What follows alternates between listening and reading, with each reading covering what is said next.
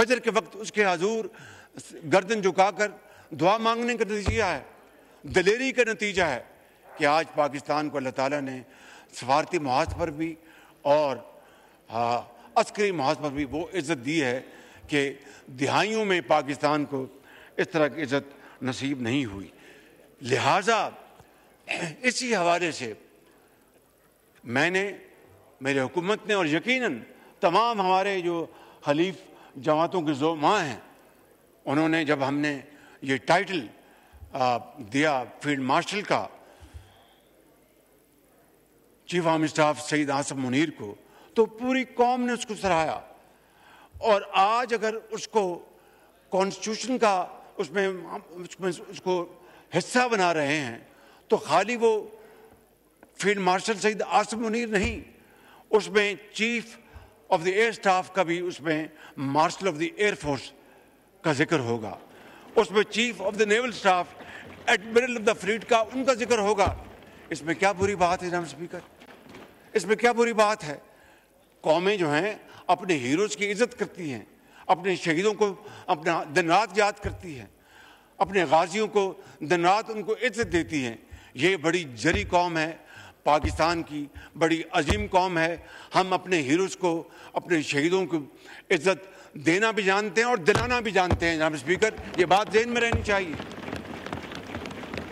تو اس لیے میں سمجھتا ہوں کہ ہم نے یہ جو عمل جو ہے یہ اس کو آئین کا حصہ بنایا ہے۔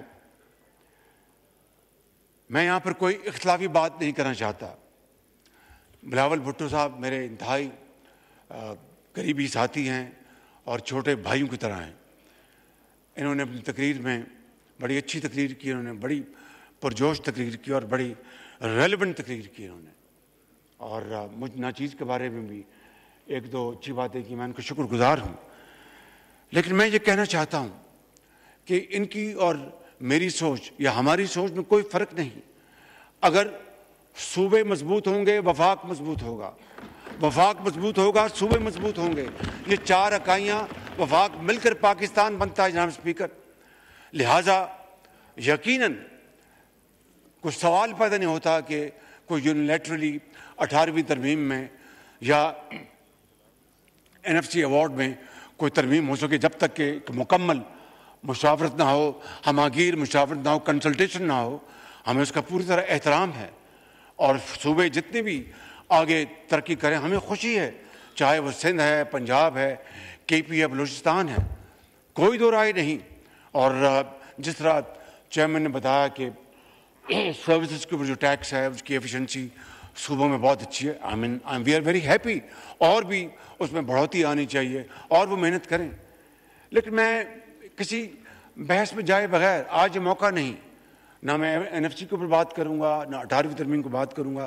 میں یہ بات کروں گا وہ چیز جو پاکستان کو اور وفاق کو مضبوط کرتی ہے، میں اس کے ساتھ ہوں۔ جو پاکستان اور وفاق کو کمزور کرتی ہے، میں اس کے خلاف اس کے میں۔ یہی وجہ جناب اسپیکر، یہ آج کی بات میں نہیں کر رہا، میں دہائیوں سے یہ بات کر رہا ہوں۔ بعض میری پارٹی کے اندر لوگ اس سے اختلاف کرتے تھے کہ وزیر اعظم شہباز شریف آپ یہ کیوں کہتے ہیں؟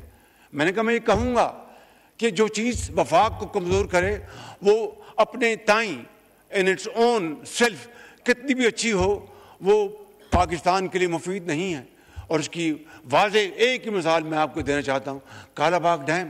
میں نے ہمیشہ یہ کہا کہ کالا باغ ڈیم جو ہے وہ ایک بڑا، ایک شاندار اکنامک منصوبہ ہے، لیکن وفاق جو ہماری قومی یکجہتی ہے اس سے اوپر کوئی چیز نہیں۔ اگر کالا باغ ڈیم ایک نہیں 100 کالا باغ ڈیم ہوں، اس سے اگر وفاق کو نقصان پہنچے تو میں اس کے ہاتھ میں نہیں ہوں بلکہ جناب اسپیکر۔ تو اسی اسپرٹ سے ہم باقی باتیں کرتے ہیں۔ میں آج صرف ایک بات فوڈ فار تھاٹ چھوڑ کے جا رہا ہوں کہ ساری باتیں ایک طرف کر دیں۔ دہشت گردی کا مقابلہ افواج پاکستان کر رہی ہیں، لا انفورسنگ ایجنسی جو صوبوں میں وہ بھی کرتی ہیں۔ آج دہشت گردی کے خلاف سب سے زیادہ قربانیاں کون دے رہا ہے جناب اسپیکر؟ وہ ہمارے فوج کے جوان اور افسر۔ یقیناً باقی ساتھ پولیس ہے، ان کے سپاہی افسر، لیکن جب آپ تعداد گنتے ہیں تو سب سے زیادہ اس وقت قربانیاں وہ ہمارے فوج کے افسران اور سپاہی دے رہے ہیں. اسی طرح آپ کی رینجرز کی جو فوج ہے، اگین اے فیڈرل ایجنسی، جہاں اسپیکر پورے ملک میں لا اینڈ آرڈر کو مینٹین کرنا، دہشت گردی کا مقابلہ کرنا، چاہے وہ بلوچستان ہے، چاہے وہ کے پی ہے، چاہے وہ کل واقعہ ہوا اسلام آباد میں، یا خدا نخواستہ لاہور میں یا کراچی میں ہوتا ہے، تو آپ کی فوج پاکستان فوری طور پر حرکت میں آتی ہیں. ان کے تمام اخراجات کون برداشت کرتا ہے؟ جناب اسپیکر، وفاق 100%.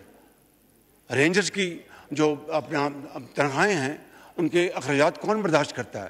جناب اسپیکر، وفاق.